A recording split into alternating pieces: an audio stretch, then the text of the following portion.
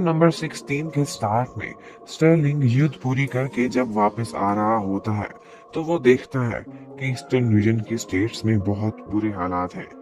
बेशक वो जंग में जीत तो चुके थे, लेकिन फिर भी एग्रीकल्चरल लैंड सारी खराब हो गई थी। उसकी वजह से फूड सप्लाई पर भी इफेक्ट पड़ा था और उसके साथ ही साथ ट्रेड भी खत्म हो गई थी। लोगों की शॉप्स बंद हो गई थी, हर तरफ लोग भूखे बैठे हुए थे। ये सब देखकर वो काफी सैड हो जाता है। वो जंग जीत भी जाए फिर भी सिविलियंस हार जाते हैं। वहां पर उसका वेलकम करने के लिए ईस्टर्न रीजन की बहुत सारी स्टेट्स के गवर्नर्स आए हुए थे और वहीं वहीं एक गवर्नर जिसका नाम गुलान था। स्टर्लिंग उसका मेहमान बनने वाला था। जब वो लोग खाना खाने के लिए जाते हैं तो स्टर्लिंग देखता है कि बाहर तो लोग भूखे बैठे हुए थे, लेकिन यहाँ पर इतनी सारी डिशेज हैं, वो भी थोड़े सारे लोगों के लिए। उसे ये सब काफी अजीब लगता है, लेकिन वो खामोश रहता है।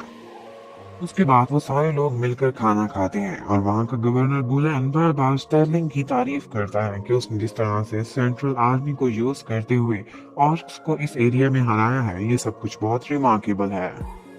उसे डिनर के बीच में एक गवर्नर आता है और वो अपना एक्सपीरियंस स्टर्लिंग के सामने भी शेयर करता है। वो बताता है कि मेरे पास 10 कबीले थे जो ऑर्क्स के भी अंदर शामिल थे, लेकिन ये ऑर्क्स बहुत ही शेमलेस और बुरे लोग हैं, उन्होंने बगावत कर दी। लेकिन वहीं बैठा एक और गवर्नर जिसका नाम येलेन था, वो काफी एंथुसियास्टिक और यंग टाइप का था। वो सच बोल देता है, कहता है कि जितने भारी टैक्सेस उन पर लगाए गए थे वो ये ना करते तो और क्या करते। और उसके बाद उस गवर्नर को चुप कराने के लिए और बात बदलने के लिए वो लोग एक नई डिश स्टर्लिंग के लिए लेकर आते हैं। कहते हैं कि ये यहाँ की स्पेशल फूड है, आप चेक करके देखें। स्टर्लिंग को लगता था कि शायद बहुत ही कोई एक्सपेंसिव फूड होगी। वो खाकर चेक करता है, कहता है कि टेस्ट तो बस ऑर्डिनरी सा है, वैसे ये किस चीज से बनी हुई है मुझे समझ नहीं आ रही।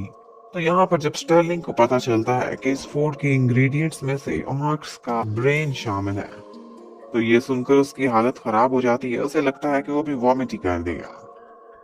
उस डिनर के बाद का सीन आता है। स्टर्लिंग जब बाहर जा रहा होता है तो उसे वही यंग गवर्नर जीलिन मिलता है और वो उससे कुछ बात शेयर करना चाहता था।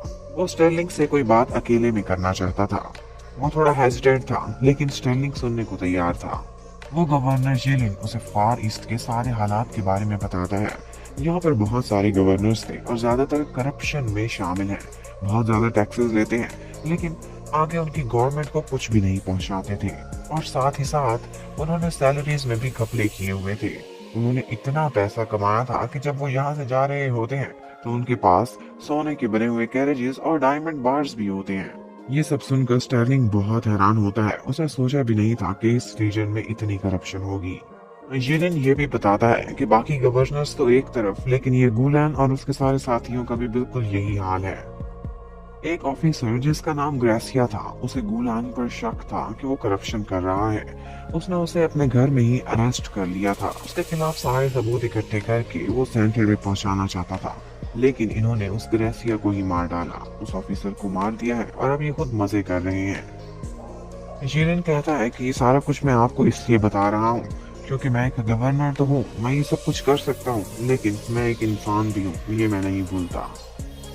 उसके बाद हमें पता चलता है कि उसी महल के बाहर आज शोर मचा हुआ है। बहुत से सिपाही हैं जो बाहर खड़े हुए हैं और प्रोटेस्ट कर रहे हैं। स्टर्लिंग जाकर देखता है तो उन्हें पता चलता है कि ऑफिसर ग्रेसिया के सिपाही हैं।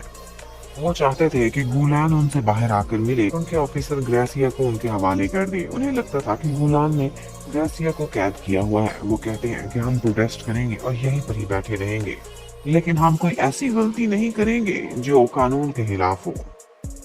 यहाँ पर स्टर्लिंग को गवर्नर जीलिन रोकता तो है, लेकिन फिर भी वो बोल देता है, कहता है कि आप लोगों को पता नहीं, शायद ऑफिसर ग्रेसिया को मार दिया गया है। वो लोग ये सुनकर बहुत गुस्से में आ जाते हैं। वो लोग अपने ऑफिसर से बहुत लॉयल थे, कहते हैं कि हम इस महल पर हमला कर देंगे, गुलाम को मार डालेंगे और अपने ऑफिसर ग्रेसिया का बदला लेंगे। लेकिन स्टर्लिंग उनको चुप करा देता है और कहता है कि इस सब से क्या फायदा, तुम लोग सारे लॉयल ऑफिसर्स हो और मैं नहीं चाहता कि तुम लोगों के ऊपर बागियों का धब्बा लगे। क्या तुम लोग ऐसी जिंदगी पसंद करोगे? अपनी फैमिली को क्या मुंह दिखाओगे? सारी जिंदगी तुम लोग देश के साथ लॉयल रहे और एंड पे मरोगे, कौन सी मौत? गद्दार की मौत, और फिर उनको यकीन दिलाता है। कहता है कि मैं स्टर्लिंग सेंट्रल आर्मी का कमांडर आपसे वादा करता हूँ कि आप लोगों को इंसाफ मिलेगा, और जो लोग असल गद्दार हैं और करप्ट हैं मैं उनको जरूर सजा दिलवाऊंगा।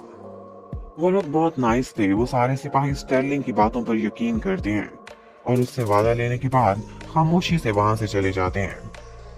उन लोगों के जाने के बाद डरा हुआ गुलेन और उसके साथी बाहर आते हैं और स्टर्लिंग की तारीफ करने लगते हैं और कहते हैं कि आप कितने महान हैं, आपने हमें इन लोगों से बचा लिया। लेकिन एक्चुअली कहानी कुछ और थी। स्टर्लिंग ने अपना एक ऑफिसर बुलवाया हुआ था और वो उसको ऑर्डर करता है कि इन सारे लोगों को अरेस्ट कर लिया जाए, ये करप्ट है, और अब इनको सेंटर में भेजा जाएगा और इन पर केस चलेगा। उसके बाद स्टर्लिंग आजकल इसी केस पर काम कर रहा होता है तो उसे ज़ीशुआन शियू का लेटर आता है। जी शियू से कहता है कि मेरा मशवरा तो यही है कि इनको सजा दिलवाने की बजाय इन पर केस चलेगा, कौन तुम्हारा यकीन करे। इनको सजा दिलवाने की बजाय वैसे ही इनका पत्ता काट दो, मार डालो इनको, किसी को क्या बताना है। इतने में स्टर्लिंग को मिलने के लिए एक और ऑफिसर कॉपरा वहां पर आता है। ये ऑफिसर कॉपरा ये डिलिन का सबऑर्डिनेट था और वो कहता है कि जैसे ही डिलिन को ये सारी न्यूज मिली है जो आपने लेटर भेजा है, वो इस मैटर को बहुत सीरियस ले रहे हैं और डिलिन ने ही मुझे भेजा है ताकि इन करप्ट ऑफिशियल्स को जल्द से जल्द सेंटर में ले जाऊं ताकि इन पर केस चले।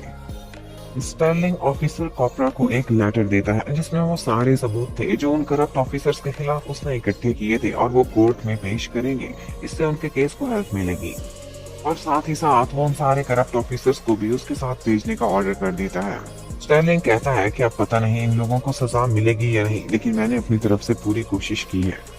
और फिर हमें दिखाते हैं कि बीच रास्ते में ऑफिसर कॉपरा वो उसी लेटर को जला देता है जिसमें सारे एविडेंसेस थे जो स्टर्लिंग ने दिए थे, और गुलेन और उसके साथियों की लाशें एक पेड़ से लटक रही होती हैं। उनको ट्रायल के बगैर ही उन्होंने सजा दे दी थी, उन्हें मार दिया था और अब वो खुद जा रहे होते हैं और यहीं पर ही ये एपिसोड खत्म होती है। Thank you for watching, stay connected, bye bye.